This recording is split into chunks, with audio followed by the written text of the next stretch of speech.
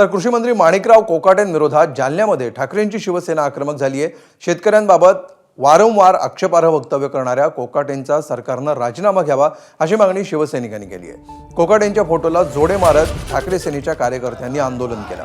सरकारनं कोकाटेंचा राजीनामा घेतला नाही तर तीव्र आंदोलन करण्याचा इशाराही शिवसैनिकांनी दिला।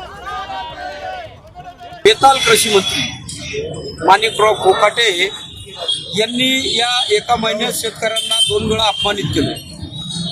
काल परवा त्यांनी एक असं विधान केलं की शेतकरी अनुदान घेतात आणि आपल्या मुलींचे लग्न आणि साखरपुडे अनुदानातून करतात। म्हणजे हा शेतकऱ्यांचा खूप मोठा अपमान आहे। कृषी मंत्री हे वारंवार शेतकऱ्यांना अवमानित करतायत, अपमानित करतायत आणि म्हणून त्यांचा तात्काळ राजीनामा घेतला पाहिजे।